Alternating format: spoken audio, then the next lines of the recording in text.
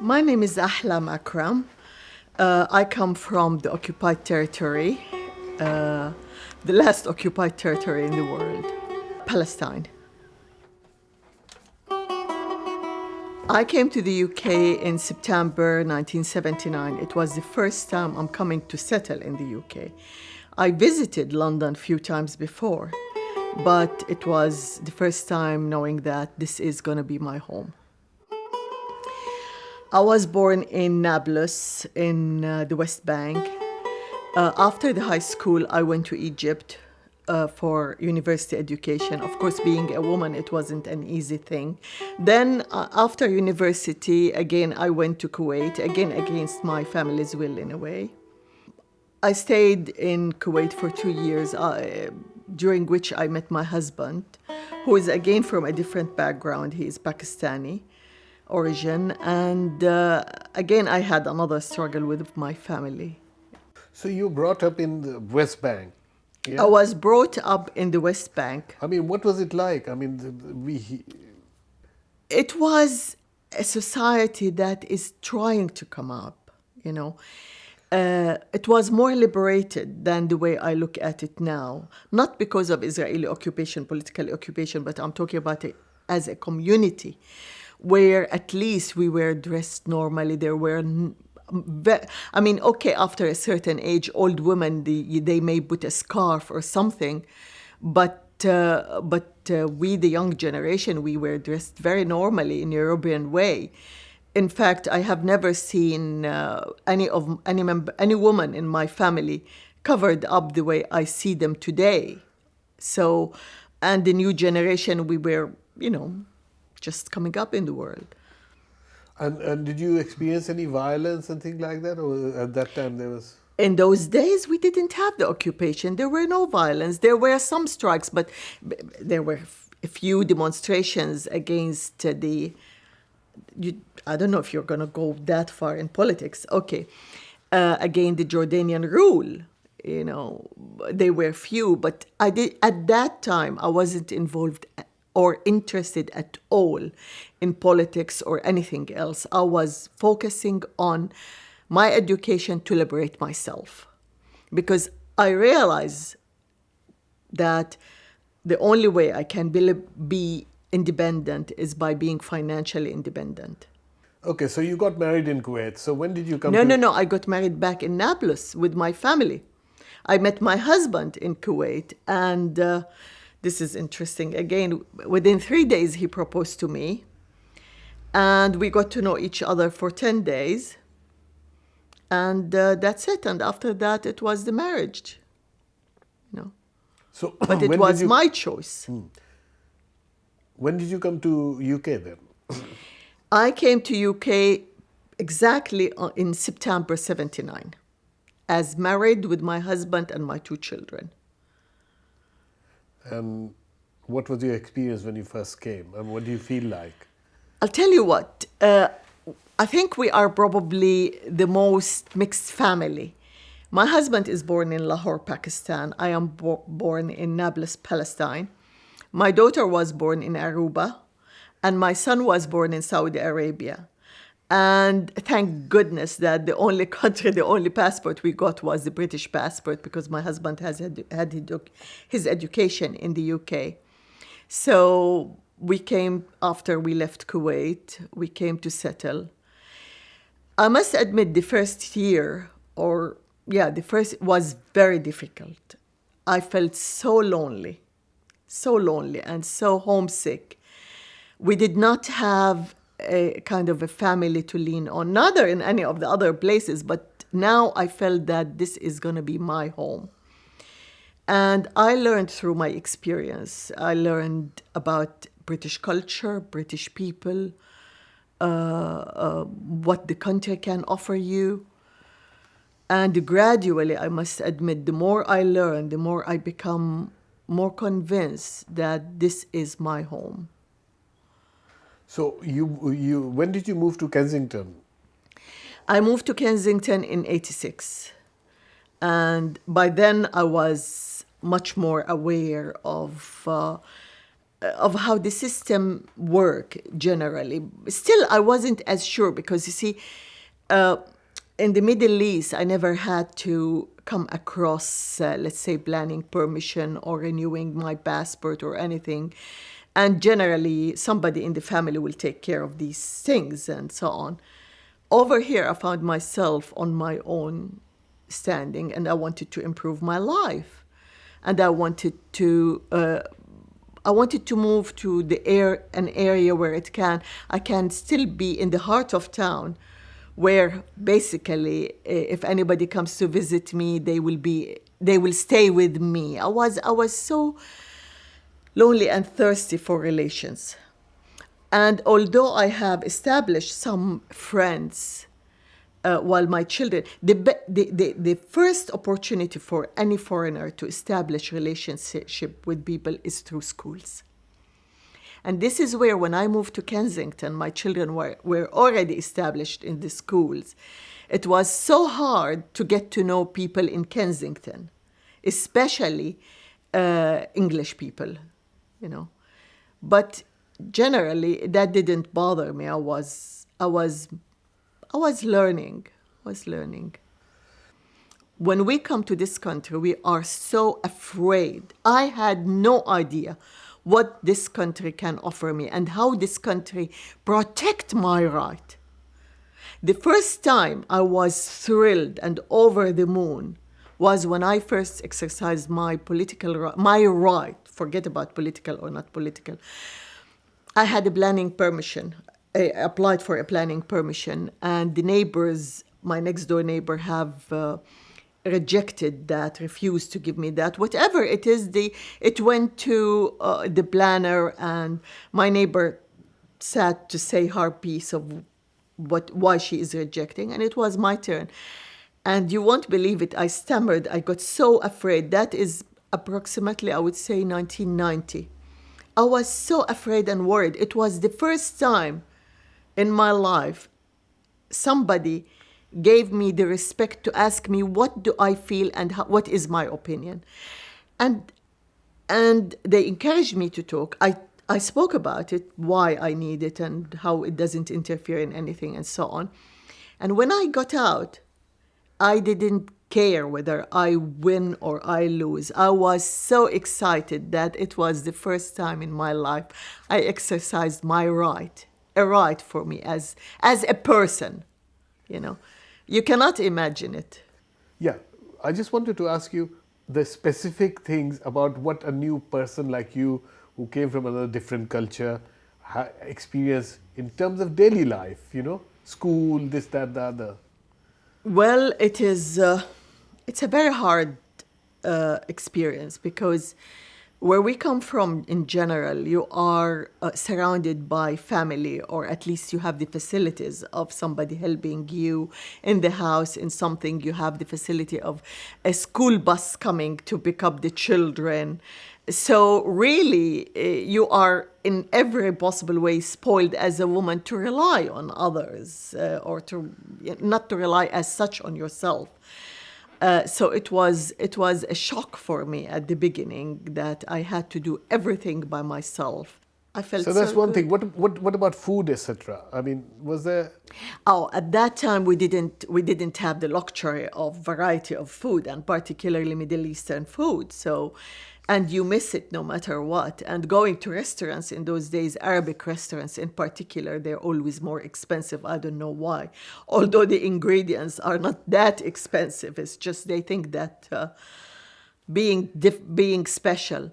So in any case, I struggled to get all the ingredients I needed, to cook my food.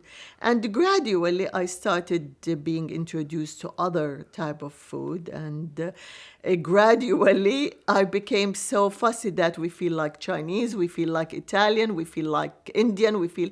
The first time when we come, the nostalgia for being connected to home makes you want to turn all your life into a Middle Eastern way. And gradually, when you find what the country offers and that there is beauty in everything and there is delicious taste in all kind of food and it is food, then you change gradually and you become... I mean, at the moment, yes, I am very, very proud being British citizen. And I wouldn't give it up for the world, honestly. But at the same time, I'm more at peace within myself that as a person, I can live anywhere in the world and I can get along because people are people. There is the good, the bad, the ugly, and the way you treat them would bring the best in the people. Okay, what about school? How did you get your kids into school? Where I come from, we didn't have private schools at all. And my husband digged up this information and we sent our children to the state school in the area. Later on, I started... Which schools? Can you just name? First, we stayed about 3-4 months in Harrow. There was Mount Stewart School, which was very renowned school for good education, but I didn't understand at the time. In Kensington? My daughter went to St. Paul and my son went to Latimer. That was even before we moved. So it was settled by the time I came to Kensington. St. Paul's is a private school, isn't it? Yes, both are private schools. Both are. I learned from my friends afterwards the importance of good education. Not that it is better, but if I can manage it, I thought I'll try to give them the best I can. And yeah. So, okay, so you've been living here, your kids are going to private school. How did you make friends? I mean, what socially, what were your activities? I spent a long time renovating homes, and so I was, and at that time I was mostly with Arab circle. Then I started finding out other ways because that wasn't satisfactory enough for me. I wanted to be part of the society, part of the community. I am a member in the Kensington Labour Group. And but most important, I am on the executive committee of an organization, British organization called Ministry for Peace, where we are trying to talk about violence. We are thriving for a non-violence community and society to live in harmony, and we're hoping that one day we can achieve that goal politically in the government, to have a Ministry for Peace, to sort of work conflict directed in a much more peaceful manner and resolve conflicts. Okay, so you've always lived at this address since you came to Kensington? No, I lived first in Camden Grove, and then I moved to Warwick Garden, and then I moved here. Three properties. So what do you think of this pubs and pub culture, things like that? Strange enough, at the beginning, we used to make fun of it, and we used to say, my gosh, pub, it means a bar. You get drunk, you drink. We didn't see the benefit of the social aspect of it. But I must admit, in the past, I would say 6-7 years, when even, not only me, a group of us of Middle Eastern background, we started realizing, what does the pub stand for? It is a social hub for residents in the area to say hello after a hard, long working day, where you don't have time to socialize and you still want to be part of the community and knowing what's happening. So, okay, fine, you stop, and it is a much easier and more relaxed way of of getting together rather than entertaining at home, because entertaining at home, it puts the pressure no matter what. Meeting at the pub, it's a relaxed atmosphere, it's reasonable prices. You can, and you don't have to drink alcohol if you don't want to. You can have a cup of coffee. You can have whatever you want. No, I must admit, it's a wonderful feeling to feel, to know that the pub doesn't stand for the drinking culture as we thought before. You know, in the past, as Middle Eastern, coming from that background, we always think the pub stands for these things. No, the pub stands for much more nicer things than what we thought before. Okay, I mean, as a Muslim, as a Palestinian, surely you can't be immune from what's going on, and after 2001, all the terrorism and all that. Is there any, did you go through any kind of feelings about that, or? Feelings now regarding this, I'll tell you, the only time I faced a real clear discrimination against me was probably 83, 84, when I was still new in the country. I was with my sisters in one of the shops, and I was queuing, and somebody insulted me and said, "Go, where do you come from?" And at that time, I looked him in the eye and I said, "Look, this is my country, and I'm contributing taxes just like anybody else, and I am a citizen, and this is my home. If you have anything against it, you go and talk about it." But in any case, after that, I must admit, I never had any kind of discrimination. A lot of people say it is because the way I look, but I don't think so. So, okay, in the beginning, when you came, you were on your own, very isolated. Now, what is your life now? My life now is very full. After my children grew up and so on, I wanted to do something with myself, more than just being yes, I helped in my husband's business and so on, but I wanted something to achieve it on my own. I write in Arabic papers. I give interviews on Arabic channel television. I stand for peace in the Arab-Israeli conflict.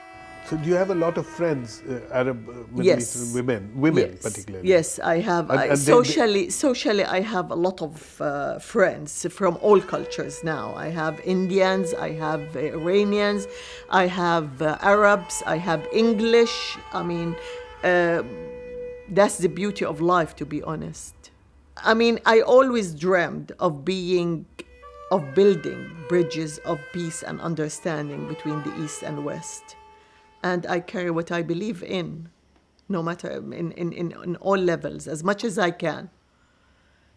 Maybe it's a little effort, maybe it's too much effort, but I have proved to everybody in the past 10, 15 years where I started this line that I'm consistent and I am honest and truthful to what I believe in. People all over the world and everywhere, what we want, what we look for is exactly the same.